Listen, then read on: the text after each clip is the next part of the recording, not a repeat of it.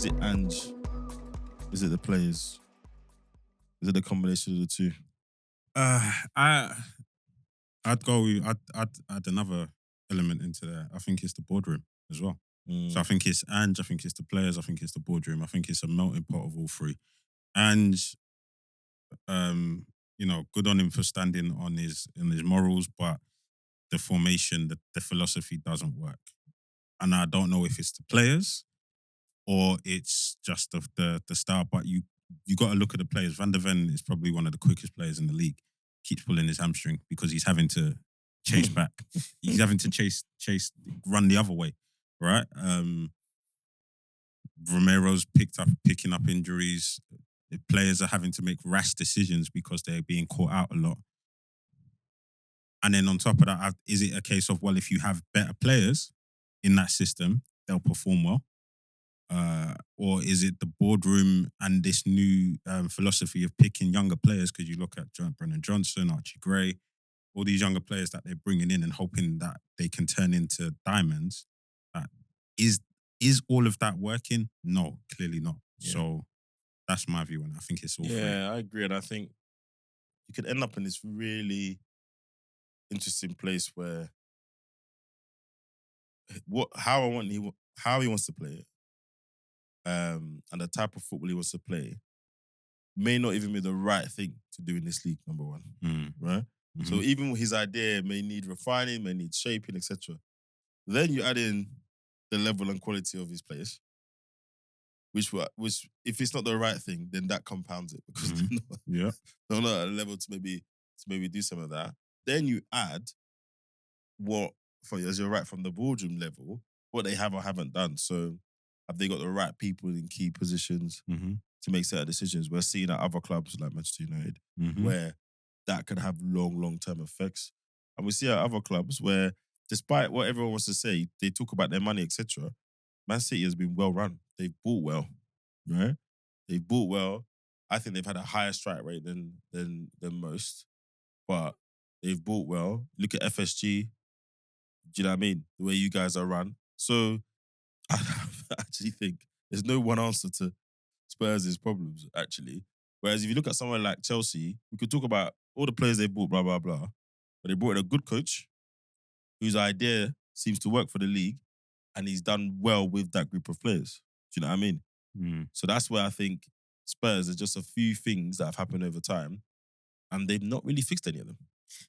Sorry, go on, Keith. Yeah, no, I agree. And I think a lot of it is on the board.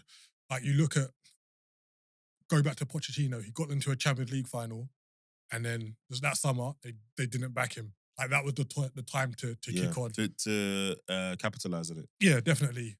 Mourinho wasn't really back. Same with Conte, like we spoke about his press conference earlier. Like he come out and said, this is the kind of what it is, like this is how the club is, kind of thing. And then it seems like Ange's come in, they've given him a fair bit of money, but again, it's like, are they buying the right players for the right positions at the right time? And it just doesn't seem to be working. And those Conte and Mourinho rants, points of view, I think they're aging pretty well. Yep. I think they're aging pretty well. And I think what Conte was trying to say badly, loudly and angrily was that the common denominator here is the ownership. Yes. So that whole 20 years, they've won nothing.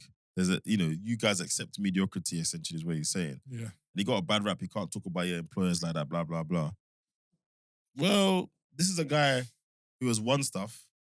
This is a guy that has won this league before and after. He's won stuff. Yeah, he won before he went to Tottenham. He's won after.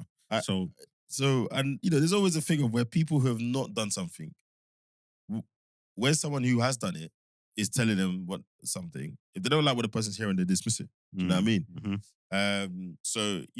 And Kieran, who was on there, he's not gonna have it. He thinks Conte was awful, blah blah blah. But I'm sorry, the facts don't lie. Yeah, he had foresight in it. The issues. And with all due respect to Postecoglou as well, there could be an argument that there's a pedigree thing here as well. He's not managed at the level that Tottenham are trying to reach. He's not. Even with the success he had with Celtic, You managed in the Champions League. Yeah, But who with though, innit? Like, yeah. So even What do you managing mean? What do you mean? Who with? No, but I think what John's trying to say is that Tottenham are trying to be that A top four, that yeah. elite, consistent top 4 team, regular Champions League team, Mm. and he hasn't done that with an elite team. He got to a Champions League. He got So to the Champions Celtic are League. not an elite team. no. Pardon? Celtic are not they're an not. elite I'll No, say team. it straight. no, of course not. Bruv, the Scottish Premier League Before, is the equivalent of what? The Championship. That and before this season, their strike rate in the Champions League was terrible. They're benefiting from the new format of the Champions League. and that's So- the highest level he's managed at, by the way.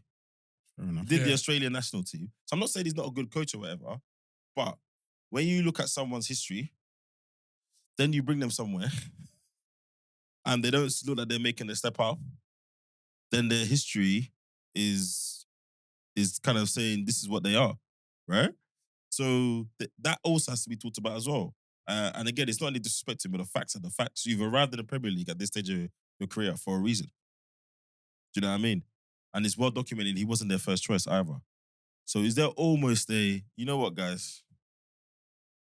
Maybe you're getting what you bought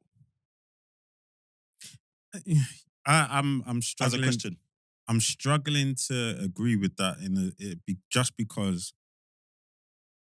And when I say struggle to agree with that, I mean wholeheartedly. Yeah. I mean, I've kind of see what you're saying and probably agree to an extent, but I feel like the board is still the largest issue. yeah. So I'm putting this on And them. the board is still the largest issue in the sense of I the way agree. they're running the club Yeah. I agree. is what's holding Tottenham back. I Yeah. fully agree.